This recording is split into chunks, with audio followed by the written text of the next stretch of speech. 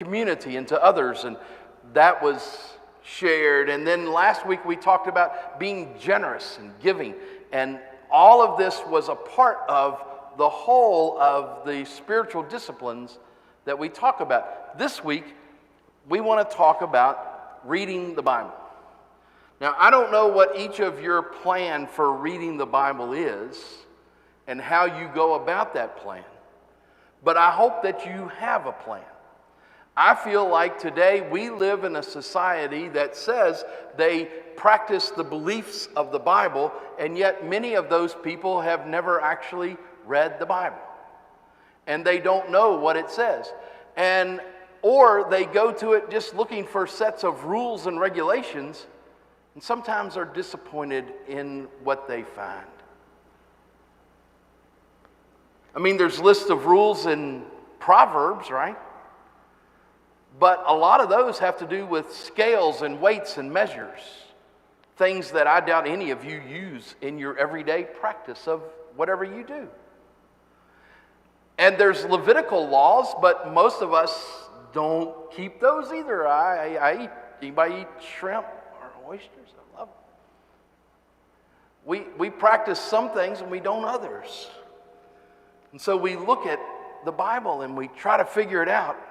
And I think that leads us to the two things that I think are big reasons why people don't read Scripture more.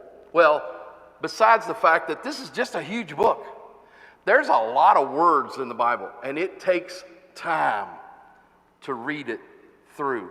Now, the bishop has been doing read through the Bible with the bishop every year that she's been bishop. One year we read it from beginning to end. The next year we did it sort of chronologically. And this year we've been jumping all over the place. And I will admit, I have gotten lost a couple of times. I find this reading schedule harder than the others. But I have enjoyed it at times. There are thousands of reading through the Bible things online. You can find one that fits your style. Some people read a chapter a night of whatever it is, or some people read a whole book a night, depending on how much time you have. But to read the Bible, I think there's two reasons why people don't.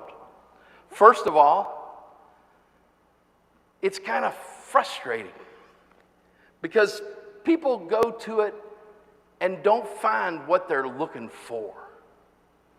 It's not spelled out as completely as they would like.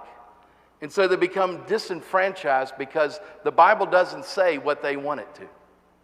Which I think leads me to my second point. Sometimes people don't read it because when they do read it, it makes them question their own life and everything that they've held to be true. And they call it into question. And the fear of that keeps people from reading Scripture.